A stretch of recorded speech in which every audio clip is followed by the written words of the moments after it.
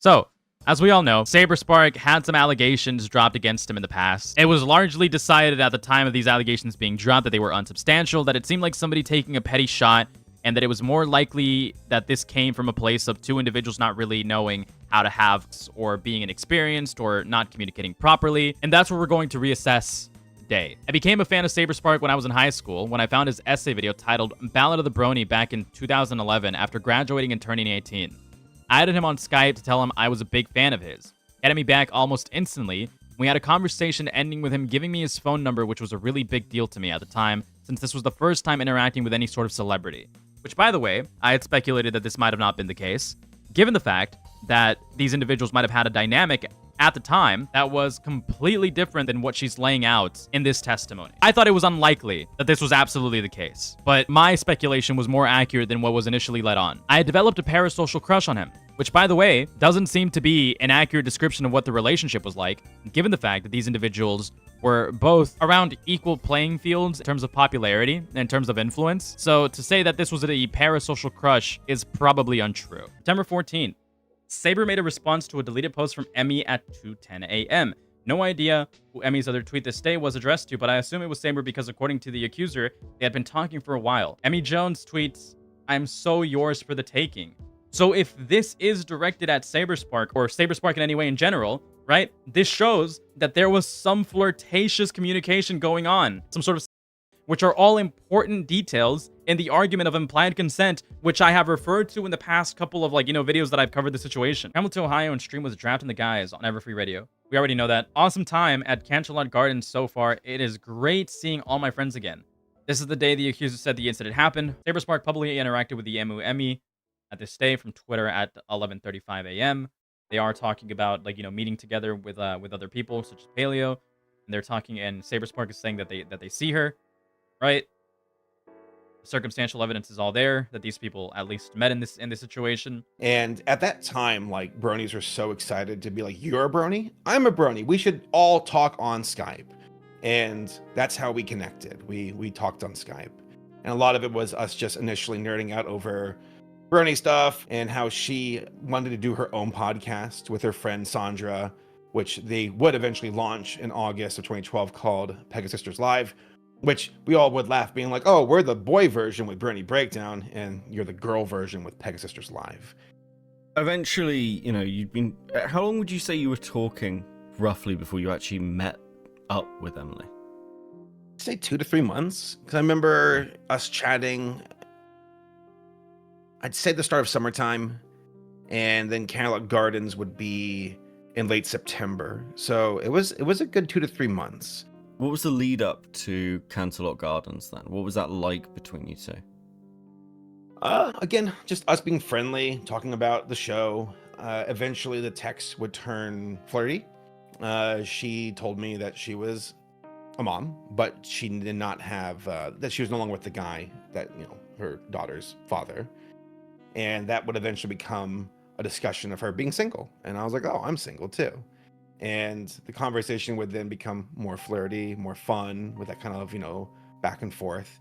And eventually we both floated the idea of being friends with benefits and looking at Canterlot Gardens as a place where we could potentially hook up. Now, what this shows is that in the first iterances of these allegations, there are already some glaring inconsistencies and mistruths being utilized to try to inflame the situation into something a lot more impactful than what it really was, at least according to the evidence compiled and SaberSpark's own claims. In 2012, I went to my first pony convention. This was my first time ever traveling by myself. Soon after, the two of us became friends. When I met up with him in person, he invited me to his hotel room, and he showed me the video he was editing on his laptop, causing me to internally geek out. I was really nervous about being alone in a hotel room with someone I was a huge fan of and had a crush on, but I tried to play it cool. He was 4 to 5 years older than me, making me feel more nervous and out of place. He would bring up the prospects of the two of us dating and how it didn't feel right for us to do so. Now, this made a lot of people turn heads when these allegations first dropped, because what does this actually imply in terms of the allegations? What does this actually imply in terms of the dynamic of what occurred between both of you in said bedroom, right? What was the point of mentioning the age gap besides essentially invoking this thought of predation, or invoking this thought that SaberSpark had some sort of power dynamic over you? And as we continue reading, that actually turns out to be more the case. that these allegations were presented in a way to be inflammatory, to obviously take a shot where a shot wouldn't have been accurate. After that, he almost immediately initiated making out with me and guided me to his bed. In this moment, he did not directly ask me for consent. I was thrown onto his bed and he would insert himself into me. SaberSpark was also significantly larger than me, as I was an 80-something pound 18-year-old girl, so I physically could not stop him. Again, the wording, the language being utilized here, the way that this is flavored, it seems almost calculated in a way to invoke as much negative thought of SaberSpark as possible. It seems incredibly vindictive, petty. I felt extremely nervous and uncomfortable because I had never experienced having any sort of sexual intimacy with someone I was not dating before, much less someone I just met. I was very new to meeting people online in general. At that moment, I laid there, dissociating, as it felt very wrong while trying to rationalize it in my head to convince myself it was a safe and normal encounter. Now, to be clear, this is more inflammatory wording. It has flavors to make this appear as if it's worse than what it actually was, which, as we'll find out, given SaberSpark's testimony, was probably not the case at all if you are to believe SaberSpark's side of the story. And then it went, just mutually, just feeling the vibes of the room, to kissing, and then moved to the bed. And that's where we, had intercourse. Though I was not good at it. I was extremely nervous. There was so many things. And it wasn't that she made me nervous. It wasn't her. It was the idea of someone walking into the room, because I was like, I didn't tell anybody.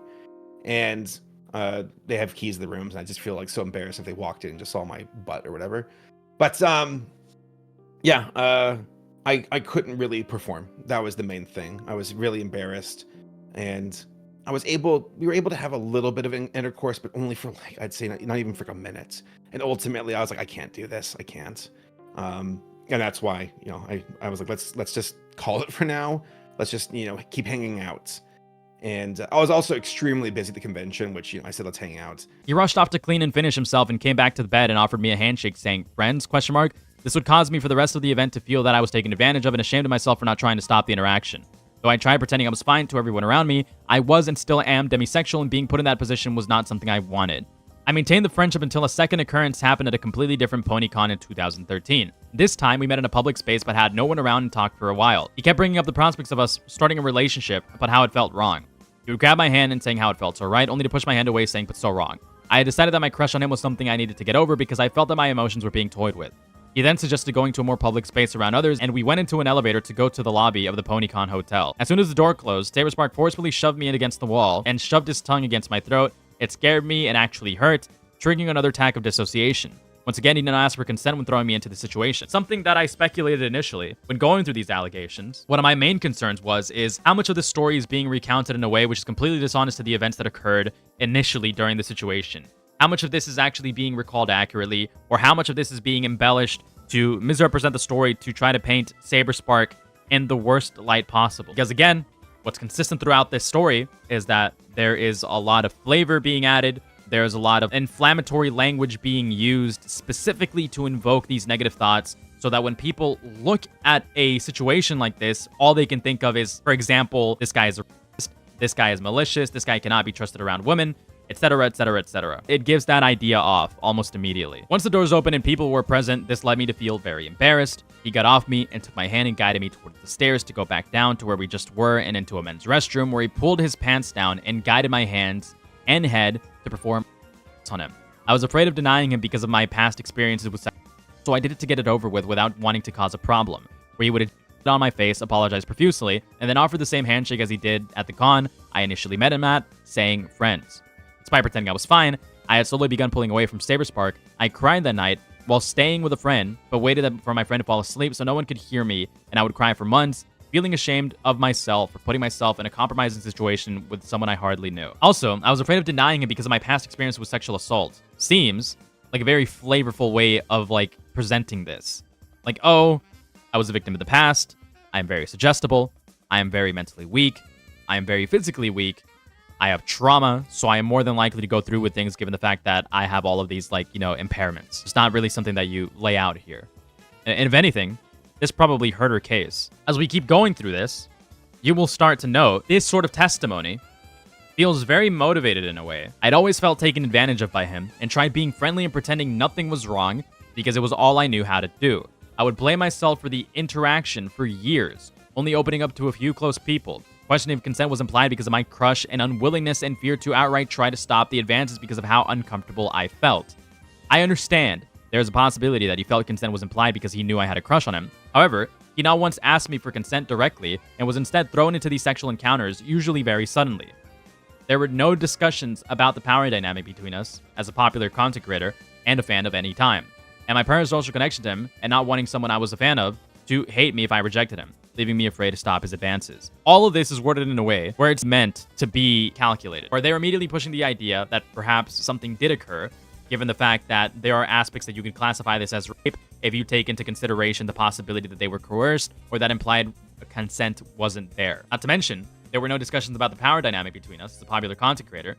This is inaccurate, as at the time, SaberSpark wasn't really that popular, and Emu Emmy, the victim here, was also somewhat prolific in their own right. Over time, I grew increasingly distant and would eventually end contact completely. I don't feel safe enough to fully come forward because I don't want his fans and friends to, or even him to harass or contact me publicly.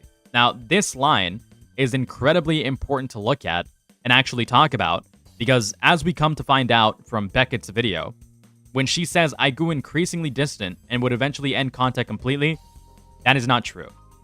That is not true because SaberSpark actually came with receipts, with evidence to suggest that they were actually in contact quite a while, and they even engaged pretty amicably, up until the point where SaberSpark ended up cutting contact with her. The more we look into this, the more we find that Emily is being dishonest in this case.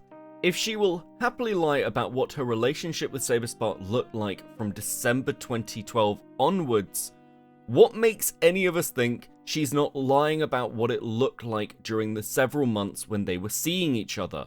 And secondly, these text messages prove that far from Emily's statements to Mr. Enter that she was pulling away from SaberSpark having realized that he was in some way abusive, the opposite is true. It was SaberSpark who pulled away from Emily. This rejection deeply upset her. That's not just an opinion, by the way, because when we look at her 2025 statement accusing SaberSpark, this exact grievance which made me suspicious to begin with is her primary highlighted issue to SaberSpark throughout their later correspondence. We can see that her feelings about this haven't changed in over a decade, because between the two statements, the language she uses is basically identical, as she lambasts him for messing with her emotions.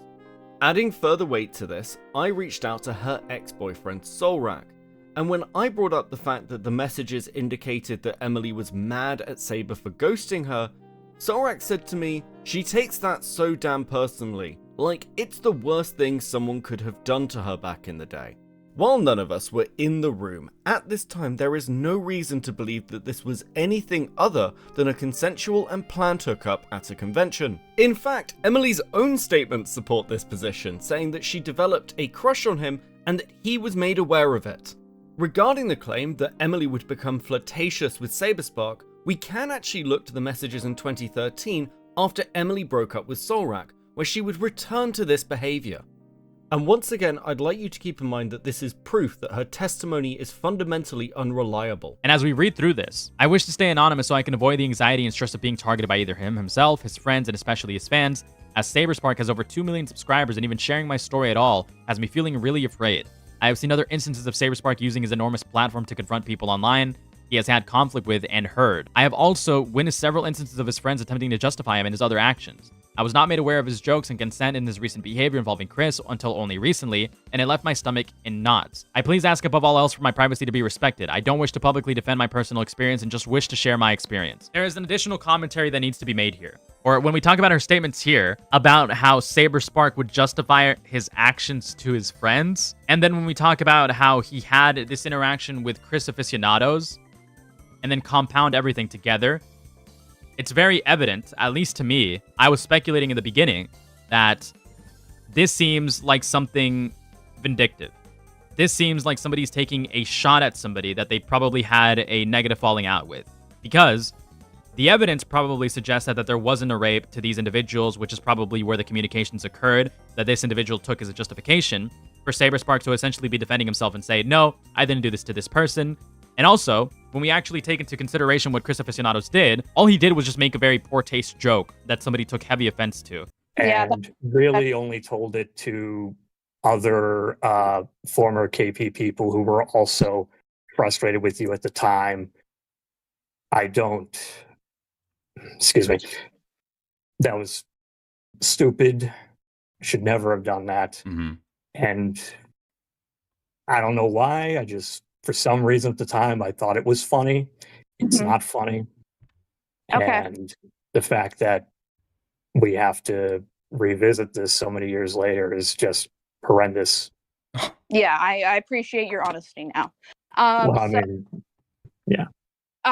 Okay, so the thing that I think of is as analogy is kind of the Trump locker room talk, and excuse my French, but I feel like that's kind of what it feels like. You kind of boast yourself up around another guy, and you kind of. That's 100% accurate. That's a very good analogy, actually. Her having to go through that was horrendous. Maybe this is just a male perspective, okay? Maybe this is just a male perspective. I'd feel grossed out by that. I'd feel weirded out by that. Like, what? This was told as a joke. This is, what? But, ultimately, it's like weird. But it happened like 10 years ago. And she's finding out about it like a decade later, give or take. So, I feel grossed out about it, but do I feel like personally aggrieved?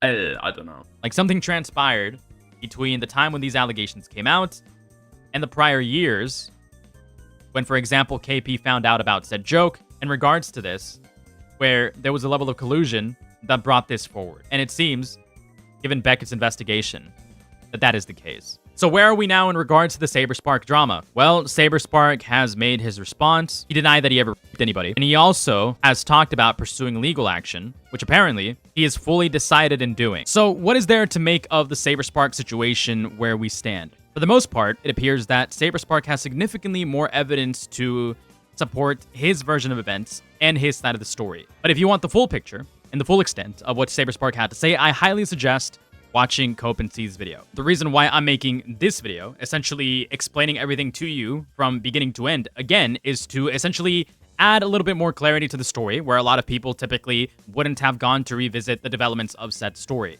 I initially got a lot of viewership that I wasn't expecting in my initial video, and I aim to at least offer a wrap-up to the situation. I also felt obligated to at least offer the final bits and pieces of the story that Cope and Seed has worked hard to develop, so that anybody who watched my first video initially and hopes to get an update can at least form their conclusions with a lot more information and a lot more clarity. Which again, I highly suggest you go watch Cope and Seed, support his video, and get the fuller context, get the fuller story there. Thank you for watching.